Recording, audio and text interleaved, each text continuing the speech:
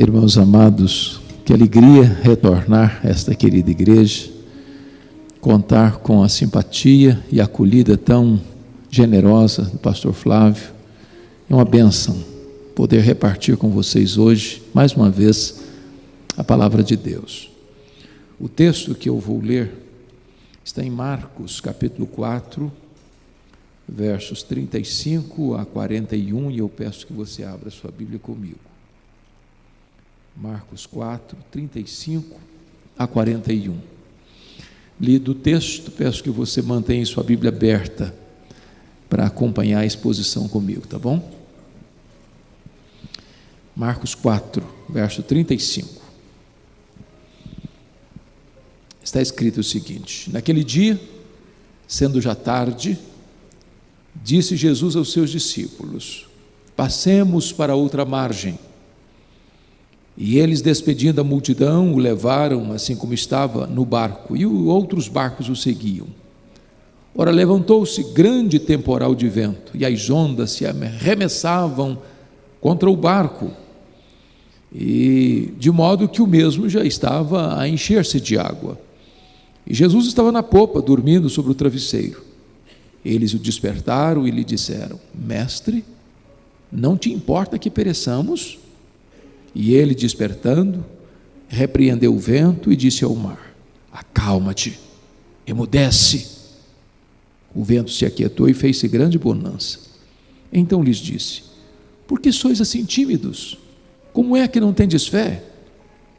E eles, possuídos de grande temor, diziam uns aos outros: quem é este?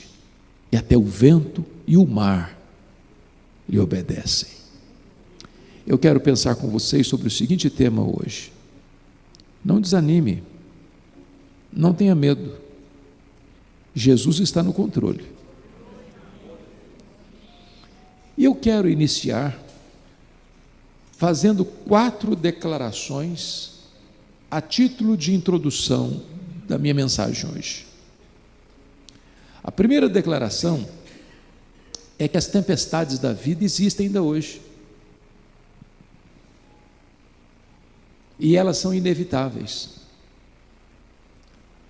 Meus irmãos, não tem ninguém aqui nesse auditório, nem fora dele, nem em qualquer outro lugar do mundo, que na caminhada do berço à sepultura não enfrente tempestade.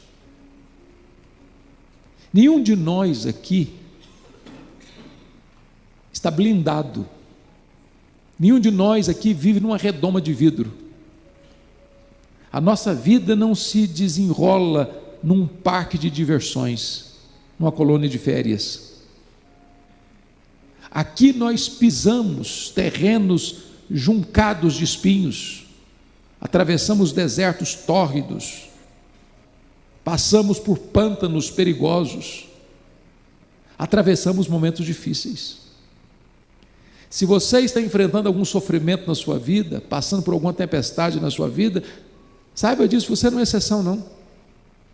Outras pessoas do seu lado estão enfrentando as mesmas lutas, porque as tempestades são inevitáveis. Mas, em segundo lugar, as tempestades são também imprevisíveis.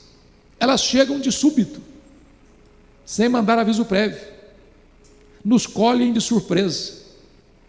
Muitas vezes nos põe de ponta cabeça. E eu queria ilustrar esse princípio com a geografia onde este episódio ocorreu.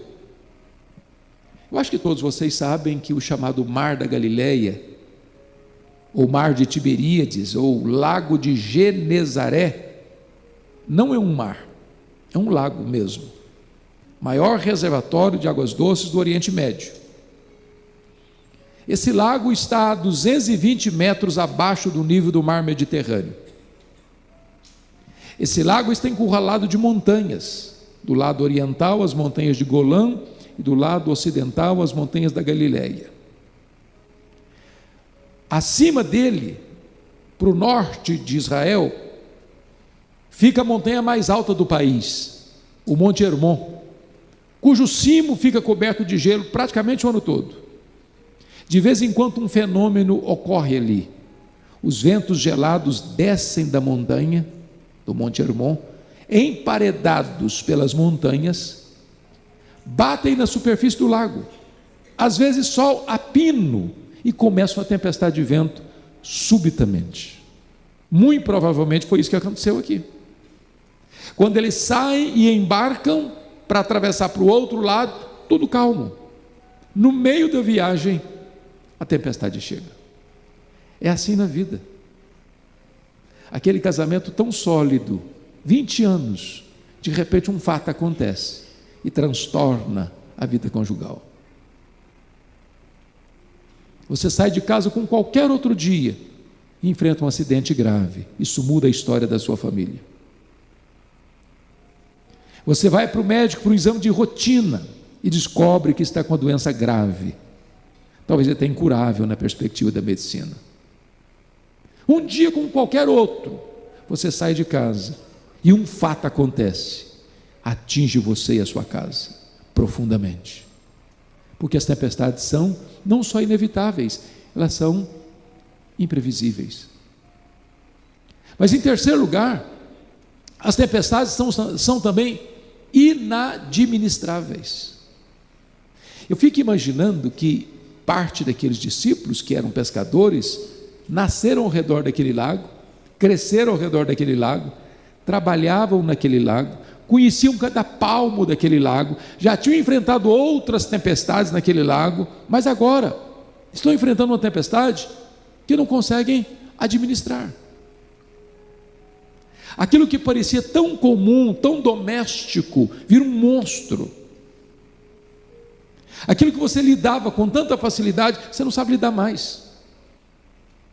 De vez em quando eu escuto alguém dizer assim: ah, pastor, a pessoa com quem me casei não é mais a mesma pessoa. Não é mais. Hoje não é mais uma pessoa amável, é rude comigo, me agride com palavras, com atitudes.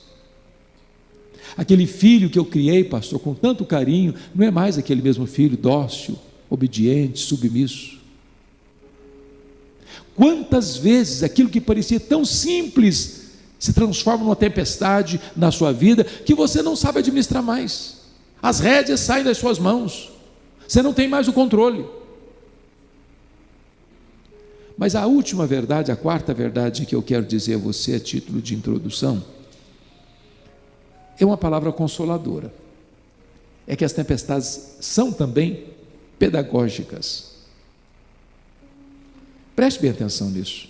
Você e eu cremos que Deus é soberano. Eu posso ser colhido de surpresa por uma tempestade. Deus não. Deus nunca vai ficar num beco sem saída, num impasse. Deus nunca é colhido de surpresa.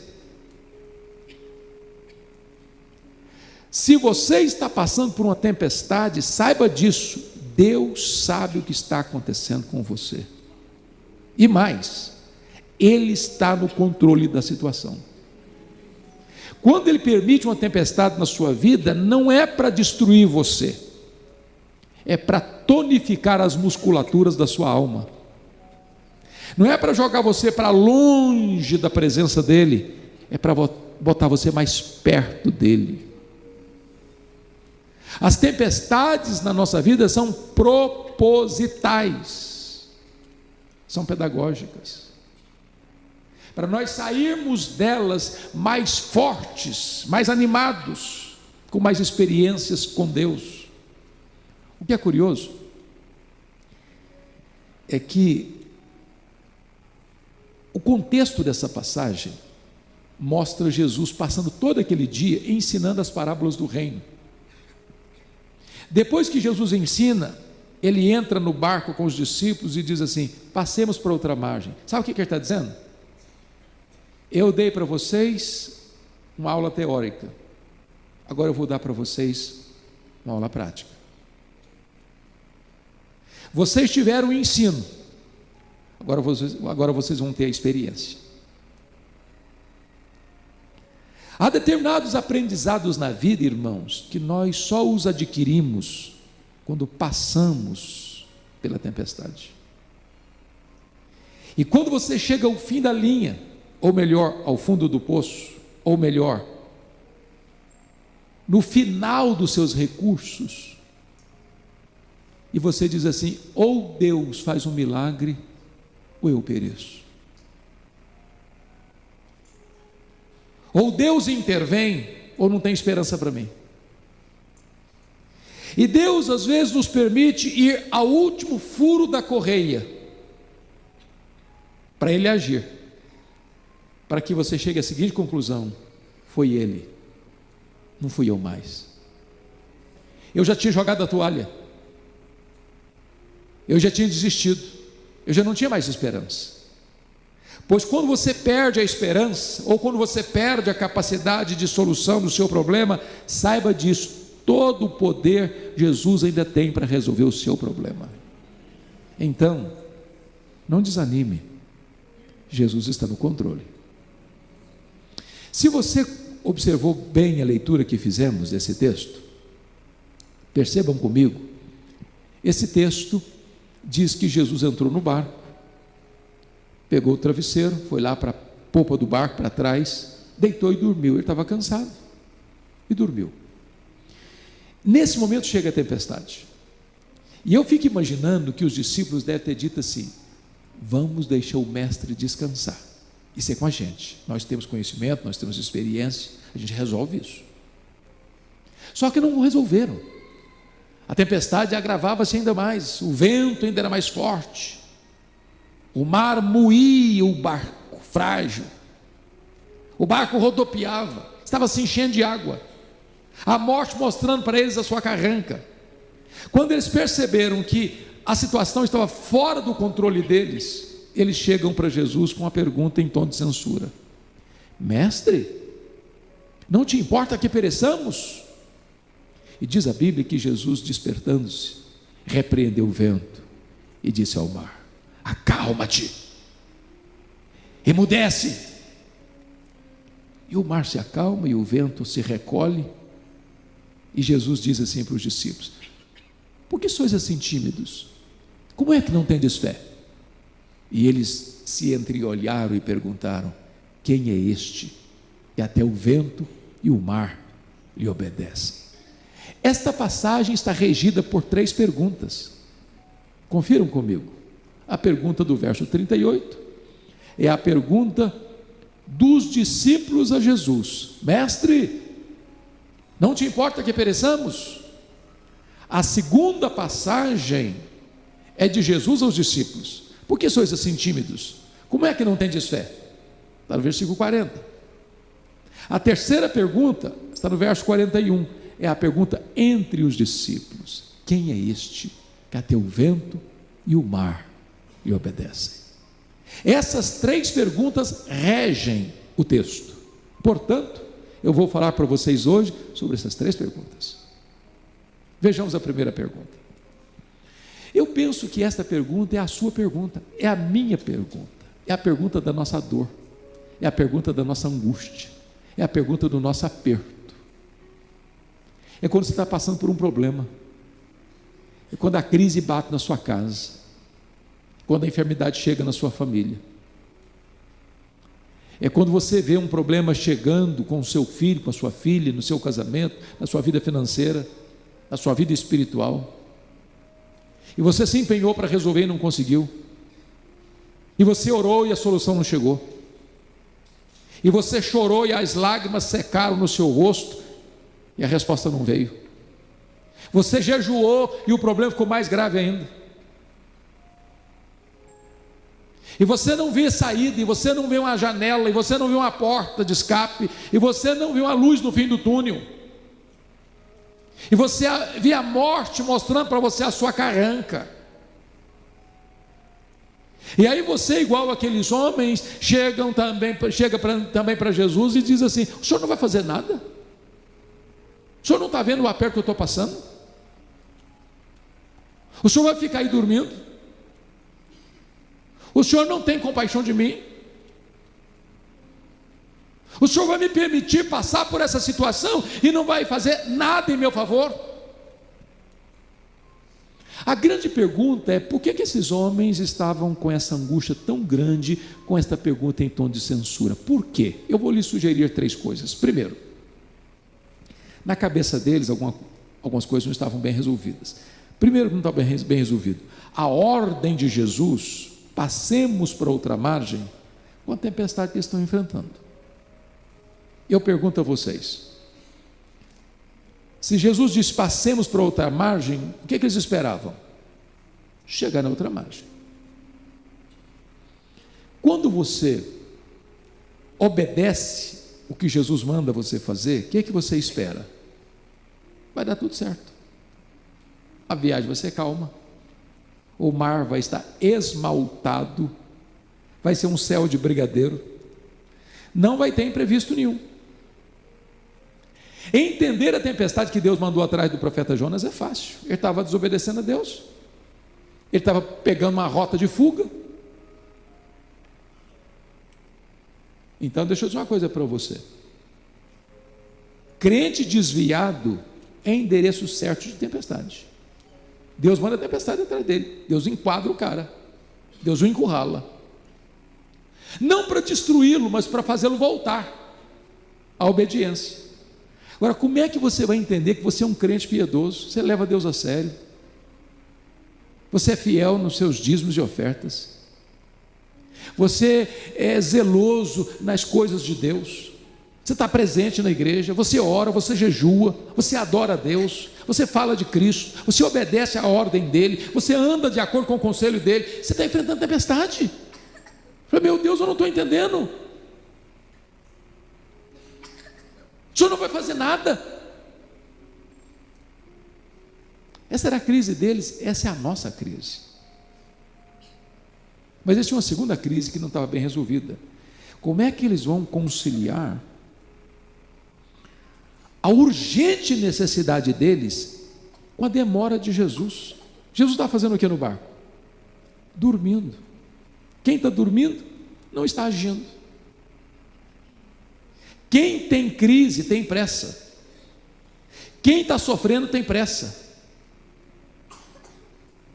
Note vocês que eles se empenham, eles se esforçam, eles manejam tudo que tem de experiência e não conseguem. Essa é a nossa situação, irmãos. É quando você ora por uma causa, 1 ano, 2 anos, 5 anos, 10 anos, pela conversão do marido, pela conversão da esposa, pela conversão do pai, pela conversão da mãe, pela conversão do filho, da filha, e você ora e ora e ora e ora e ora, e quanto mais você ora, mais dura a pessoa fica, mais rebelde.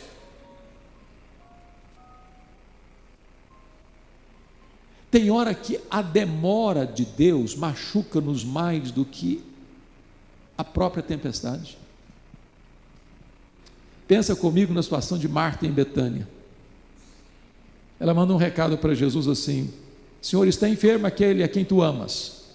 Ela não diz para Jesus: vem depressa, cancela a tua agenda, corre para cá, Lázaro está morrendo.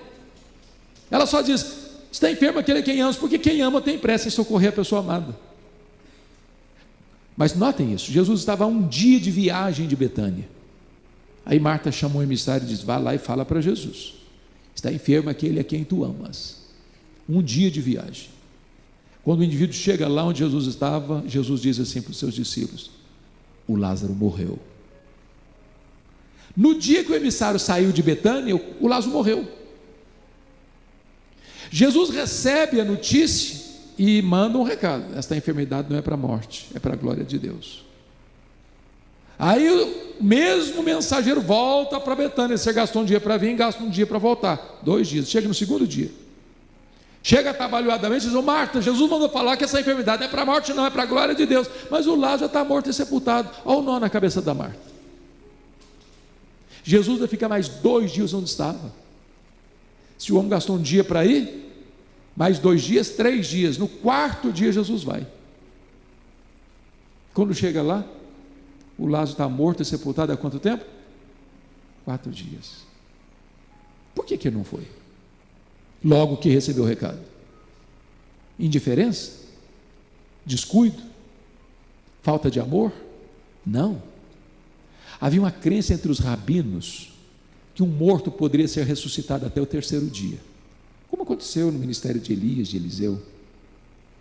Mas a partir do quarto dia, impossível. Só o próprio Deus podia descer e fazer aquele milagre. Era a crença deles.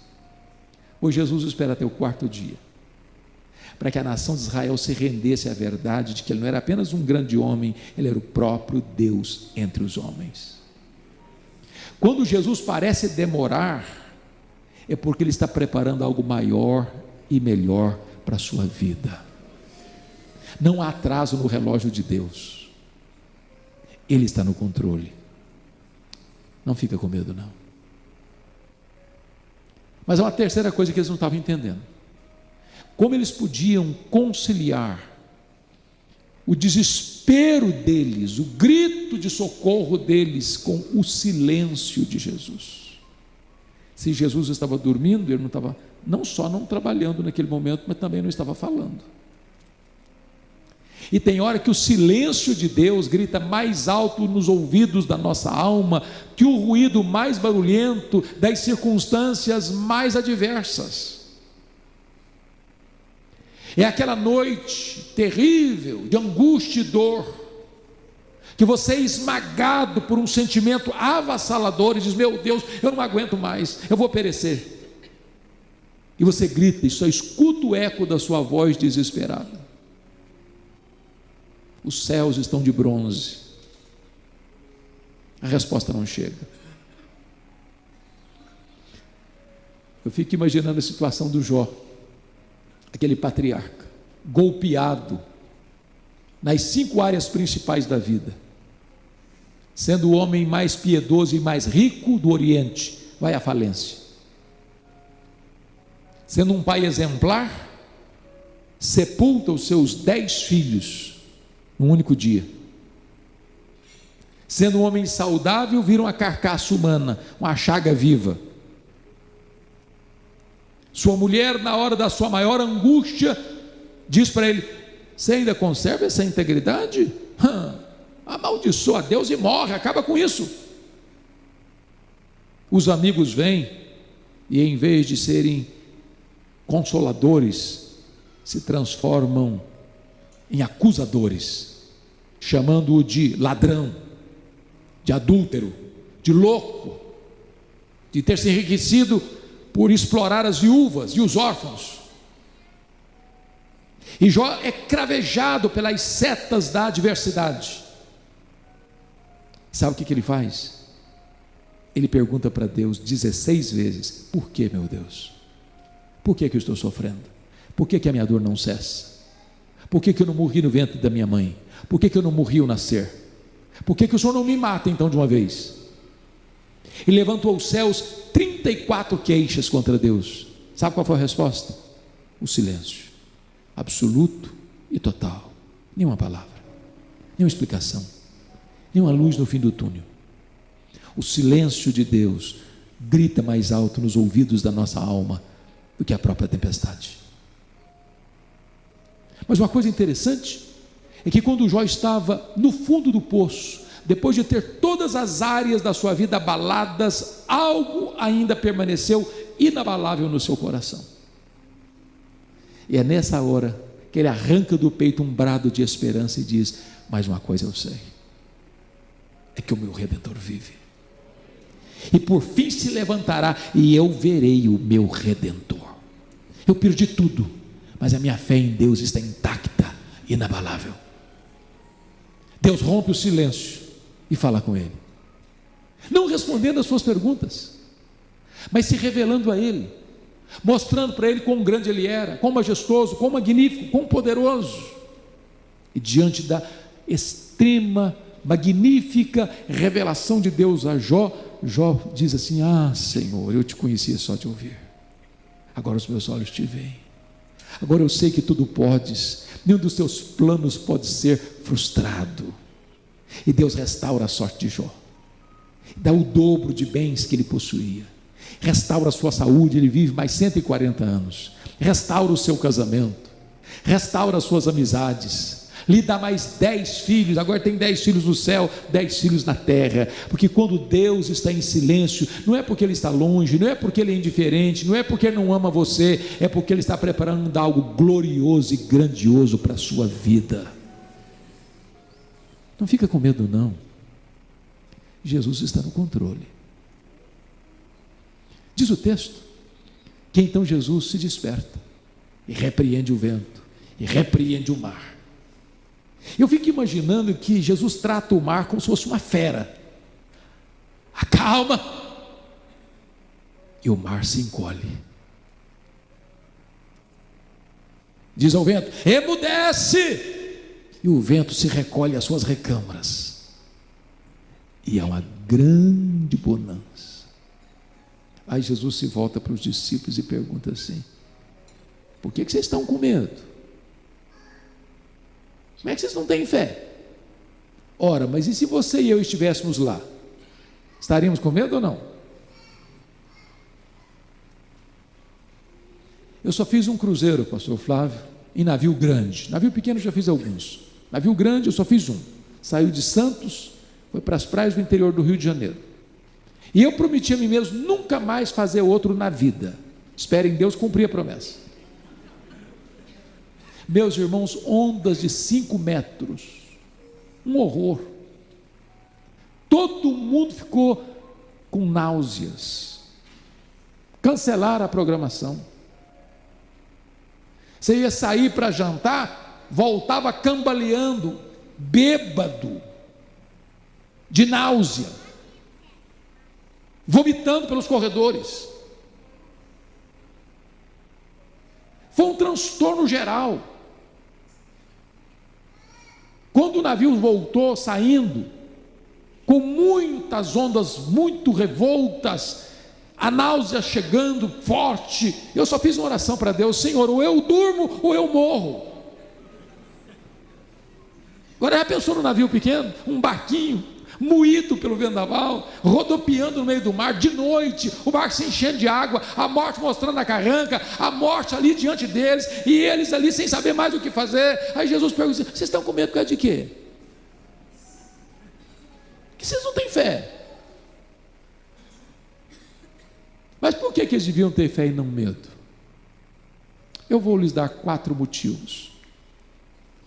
Até para ajudar na memorização, vamos usar um recurso mnemônico. Todos os 4 motivos começando com a letra P. Primeiro motivo: eles deviam ter fé e não medo por causa da promessa de Jesus. Versículo 35: passemos para outra margem. Se Jesus disse passemos para outra margem, qual era o destino deles? A outra margem. Eu vou dizer uma palavra aqui para você, se você esquecer tudo o que eu vou falar aqui, mas guardar essa frase, já está bom. Me dou por satisfeito. A frase é essa: promessa de Jesus e realidade são a mesma coisa.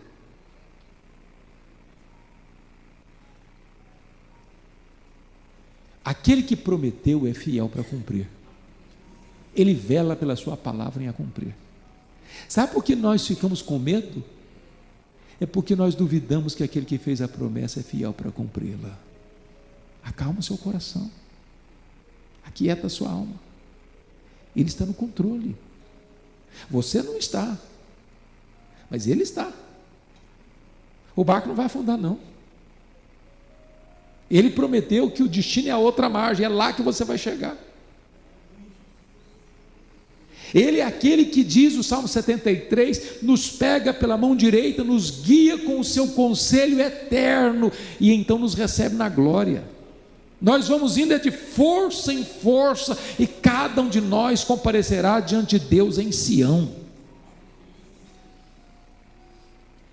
Segunda razão porque deviam ter fé e não medo, não é só por causa da promessa, é também por causa da presença de Jesus. Jesus estava dentro daquele barco. Mas quem é Jesus? O Criador do mar, o Criador do vento, o Criador da terra, o Criador do céu, o Senhor absoluto do universo. Ora, a criatura não pode desafiar o Criador.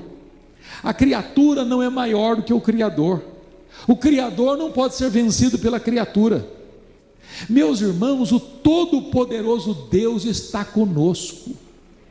O Senhor Jesus disse: eis que eu estou convosco, não estarei não, eis que eu estou convosco todos os dias até a consumação dos séculos. Não importa se a tempestade é grande, não importa se o perigo é real, não importa se as suas forças acabaram, não importa se você já jogou a toalha, Ele está com você e Ele é o Todo-Poderoso Deus. A vitória vem dEle, Ele está com você e Ele conduzirá você em triunfo.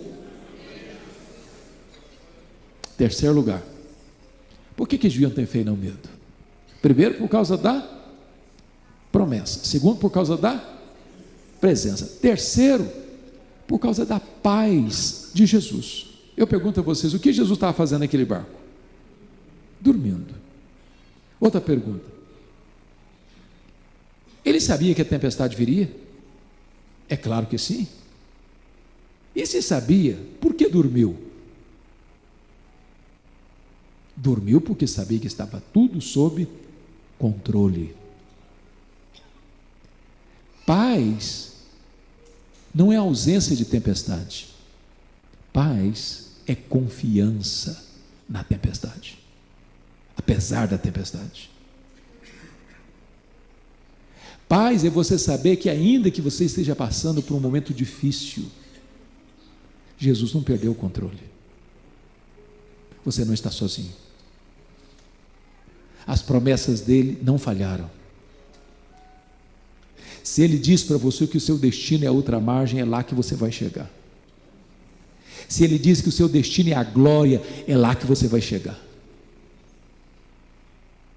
A sua tempestade é maior que você, mas o seu Senhor é maior que a sua tempestade. Ele está no controle. Não fique triste não, fique com medo não, não fique desanimado não. Jesus está no controle. Quarto lugar, por que eles deviam ter fé e não medo? Primeiro, por causa da promessa. Segundo, por causa da presença. Terceiro, por causa da paz. Quarto, por causa do poder de Jesus. É curioso que Marcos reúne ao redor deste fato, desse episódio, mais 3 episódios que retratam o poder de Jesus. Se não, vejamos. Primeiro, ele demonstra poder sobre as leis da natureza. Ele é o Criador, ele estabeleceu leis, mas ele está acima dessas leis. É por isso que você crê em milagres. É por isso que ele fala para o vento e o vento escuta. Ele fala para o mar e o mar tem ouvidos e obedece. Mas quando Jesus desembarca do outro lado, e ele desembarca do lado oriental, na região chamada Decápolis, as 10 cidades gentílicas, e Gadara era uma dessas cidades, é um despenhadeiro, e ele tinha um cemitério, e tinham passado por uma tempestade, e era de noite, e tudo que você não espera ver dentro de um cemitério de noite, é gente viva, não é verdade? E lá tinha um homem gritando, nu, violento, se ferindo com pedras, de noite e de dia, tomado de 6.000 demônios, uma legião de demônios. E Jesus faz essa viagem, depois de uma tempestade, para esse local gentílico, porque lá tem um homem, foragido da lei, nem cadeias consegue prendê-lo, enjeitado da sociedade, enjeitado da família, que não tem espaço mais entre os vivos, por isso vai morar entre os mortos. Era um pária da sociedade, um ser descartado pelos homens, mas para Jesus não tem lata de lixo no reino de Deus. Aqueles que ninguém mais acreditam que possam ser curados, restaurados, libertados e salvos, Jesus faz uma viagem só para investir nesse tipo de gente, para libertar aquele homem, para transformar aquele homem, para curar aquele homem, para salvar aquele homem e para enviar aquele homem como missionário para a sua terra. Sabe por quê? Porque Jesus tem poder sobre os demônios. Tem poder sobre os demônios. A escola de samba Gaviões da Fiel cometeu um grande equívoco no carnaval deste ano, ao colocar nas ruas de São Paulo uma figura de Jesus sendo pisado e massacrado por Satanás. Esse não é o Cristo da Bíblia, esse não é o nosso Cristo. Nosso Cristo é vencedor. Ele é a semente da mulher que esmagou a cabeça da serpente. O nosso Cristo é aquele que tem as chaves da morte e do inferno. Ele é o todo-poderoso Deus, que os demônios precisam se curvar diante dele e confessar que Jesus Cristo é Senhor, para a glória de Deus Pai. Este é o nosso Cristo. Ele tem poder sobre os demônios. Mas em seguida, no capítulo 5, Jesus está caminhando para a casa de Jairo, chefe da sinagoga. Sua filhinha está quase morrendo. De repente tem uma mulher hemorrágica, 12 anos, esvaindo-se em sangue. Essa mulher é incógnita, nem nome ela tem. Ela é impura. Ela não pode nem tocar nas pessoas e as pessoas não podem tocar nela. Essa mulher está pobre, tudo que ela tinha já tinha gastado com a medicina, sem nenhum resultado. E essa mulher pensa assim: se eu apenas tocar na orla das suas vestes, eu ficarei curada do meu mal. E ela toca. Imediatamente a hemorragia estancada. Sabe por quê? Porque Jesus tem todo o poder sobre as enfermidades. A ciência vem de Deus, a medicina é bênção de Deus, mas a medicina tem limitação. Chega um momento que a medicina diz: daqui para frente eu não posso ir mais. Quando a medicina chega ao fim da linha, Jesus ainda tem todo o poder. Para ele não tem doença incurável, para ele não tem vida irrecuperável. A última palavra não é da ciência nem da medicina, é do Senhor Jesus Cristo. Mas em seguida Jesus chega na casa de Jairo e a sua filha já está morta. E diz a Bíblia que Jesus chega e põe a mão na menina e diz: Talitá cumi. E essa é uma frase em aramaico, que significa pequena mulher. Na linguagem nossa, o termo é carinhoso: minha querida, está na hora de despertar. Está na hora de despertar. E ela volta à vida. E a morte bate com continência para aquele que é a ressurreição e a vida. E Jesus devolve aquela menina aos seus pais, porque Jesus tem poder sobre a morte. Ele tem todo o poder, Ele tem toda a autoridade.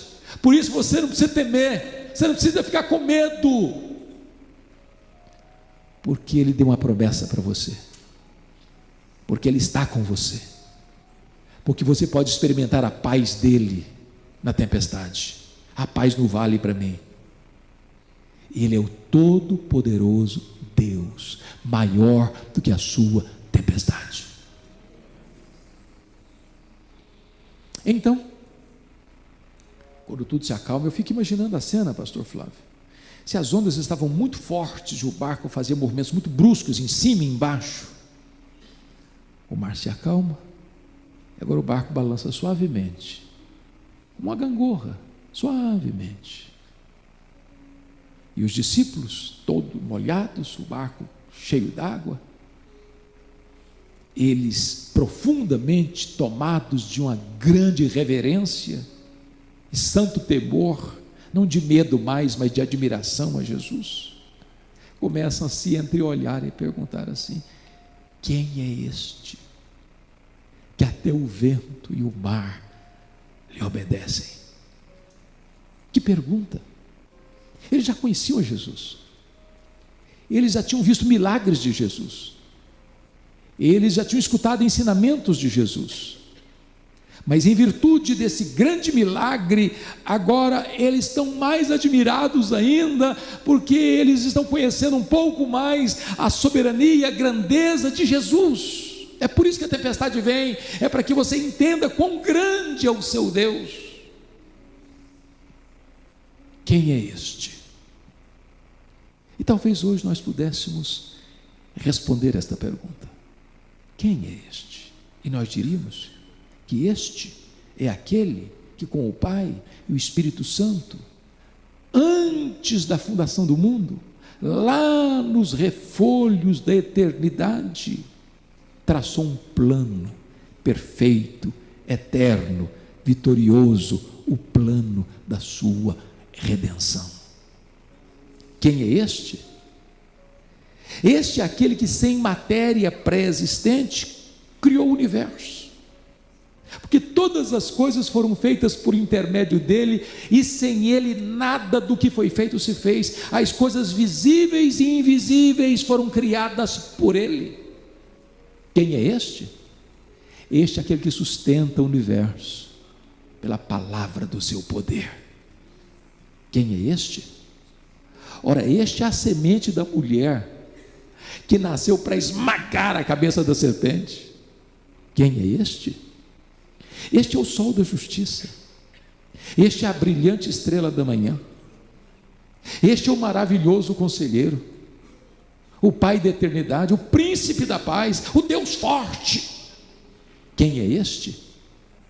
Ora, este é aquele que foi representado pelo Cordeiro da Páscoa, cujo sangue vertido e aplicado no batente das portas livrou os primogênitos de Israel da morte no Egito. Quem é este? Este é aquele para quem os patriarcas falaram, de quem os patriarcas falaram, para quem os profetas apontaram.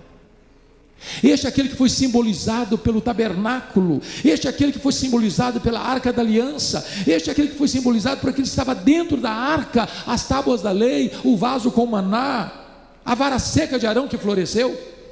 Este é aquele que foi simbolizado pelo propiciatório, a tampa da arca, onde a glória de Deus se manifestava. Quem é este? Este é aquele que foi simbolizado pelo templo, este é aquele que foi simbolizado pelas festas de Israel, este é aquele que foi simbolizado pelos rituais de sacrifício de Israel, este é aquele que foi simbolizado pelo sábado. O sábado era apenas uma sombra, ele a realidade. Quem é este? Ora, este é aquele que nasceu de mulher, nasceu sob a lei, na plenitude dos tempos, para ser o nosso Redentor. Este é o Verbo eterno, pessoal, divino, autoexistente, Criador, que se fez carne e habitou entre nós, cheio de graça e de verdade. Quem é este? Ora, este é o Cordeiro de Deus que tira o pecado do mundo. Este é o Cordeiro que foi morto, mas está vivo pelos séculos dos séculos. Quem é este? Ora, este é o grande eu sou. Este é o pão da vida, este é a luz do mundo, este é a porta das ovelhas, este é o bom pastor, este é a ressurreição e a vida, este é o caminho e a verdade e a vida, este é a videira verdadeira. Quem é este? Ora, este é aquele que andou por toda parte fazendo bem, libertando os oprimidos do diabo. Os cegos viram, os mudos falaram, os surdos ouviram, os coxos andaram, os leprosos foram purificados, os mortos ressuscitaram.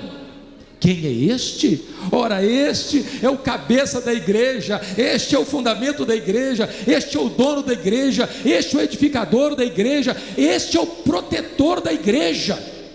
Quem é este?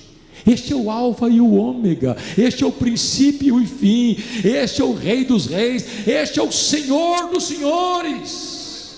Quem é este? Este é aquele que, sendo Deus, não julgou como usurpação o ser igual a Deus, antes a si mesmo se esvaziou, assumindo a forma de servo. Este é aquele que sacrificou-se a si mesmo, suportando morte e cruz, pelo que também Deus, o Pai, o exaltou sobremaneira. Ele deu um nome que está acima de todo nome, para que o nome de Jesus se dobre todo o joelho, nos céus, na terra e debaixo da terra, e toda língua confesse que Jesus é Senhor, para a glória de Deus Pai. Quem é este? Este é o Messias, este é o Salvador, este é o Senhor, este é a nossa alegria, este é a nossa paz, este é a nossa justiça, este é a razão da nossa esperança. Quem é este? Este é aquele que, por amor de nós, chorou e sangrou no Getsêmani. Este é aquele que foi cuspido e esbordoado no sinédrio por amor de nós. Este é aquele que foi condenado à morte de cruz diante do pretório romano. Este é aquele que carregou sobre o seu corpo e naquele lenho maldito os nossos pecados. Este é aquele que foi crucificado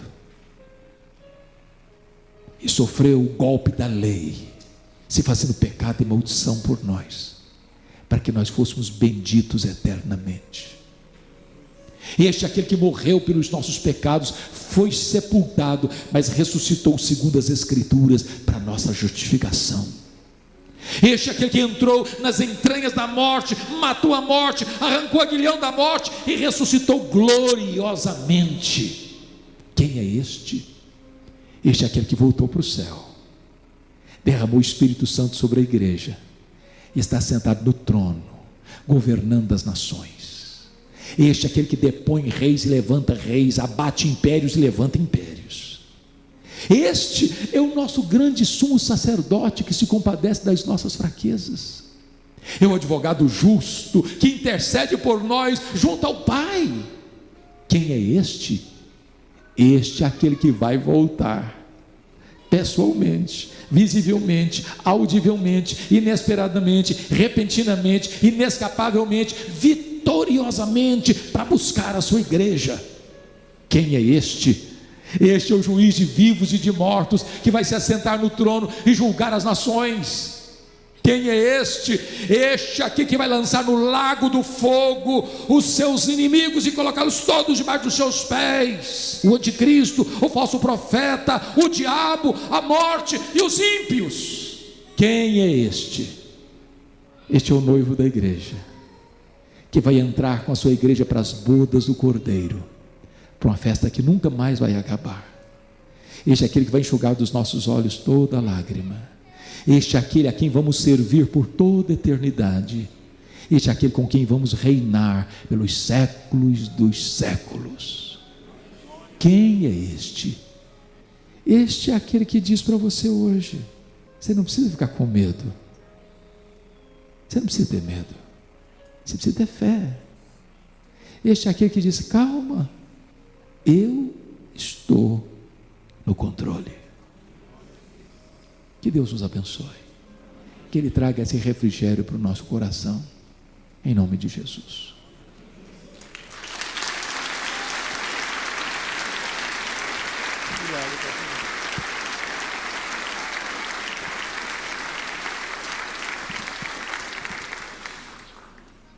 Se coloque em pé, por gentileza.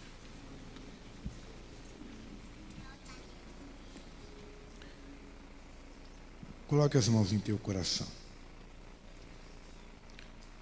Eu creio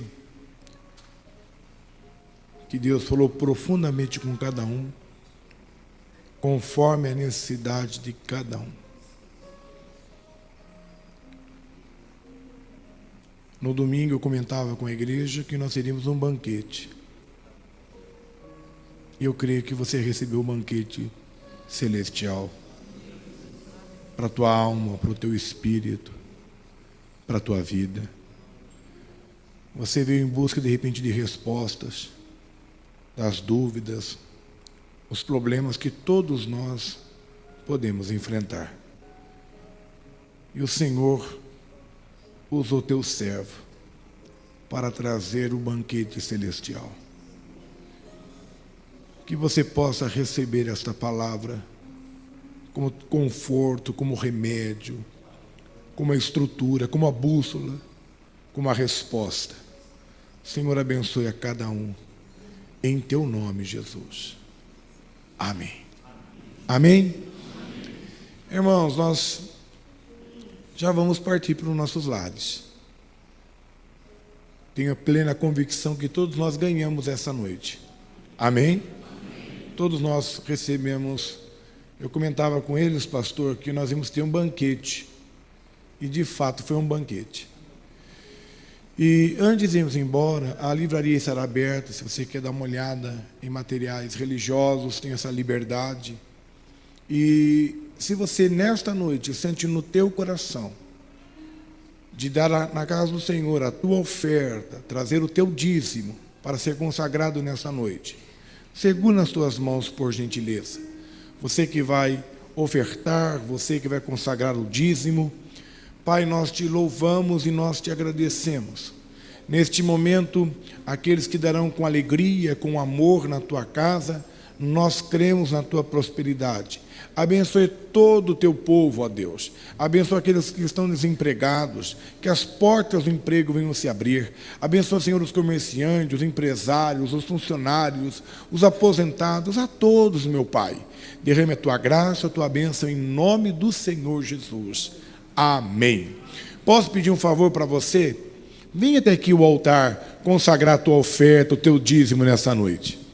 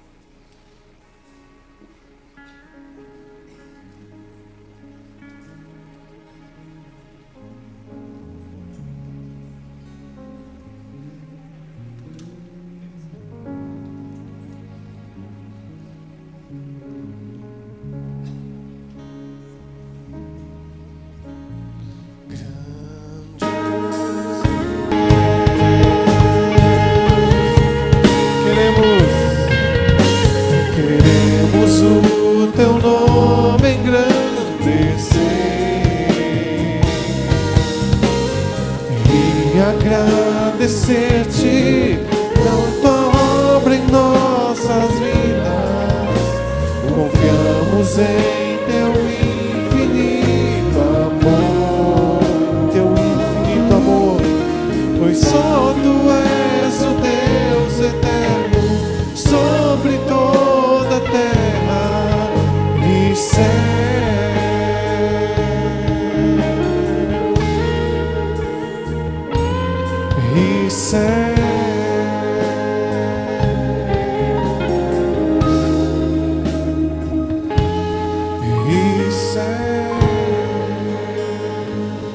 Se coloque em pé, por gentileza.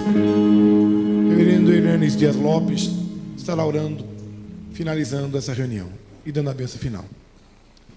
Senhor Deus, receba nossa gratidão por esse encontro tão precioso. Precioso porque tu estás aqui. Precioso porque somos irmãos uns dos outros. Porque fomos todos, pela tua graça, lavados no sangue do Cordeiro. Precioso porque saímos daqui encorajados pela tua palavra. E mais, ó Deus, felizes por termos exaltado o teu nome com canções de louvor e adoração.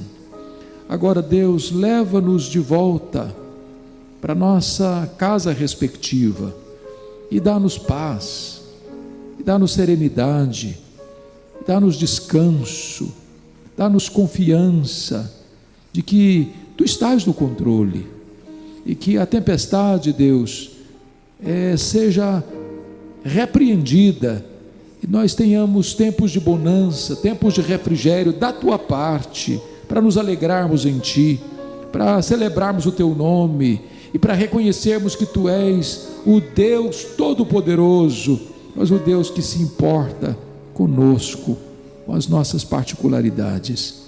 Leva-nos em paz então, e renderemos glórias, louvores ao teu nome, porque a nossa vida é tua, tu nos criaste para o louvor da tua glória, e nós queremos andar na tua presença, nós queremos te conhecer na intimidade, nós queremos viver os dias da nossa vida para o louvor da tua glória, em nome de Jesus, amém.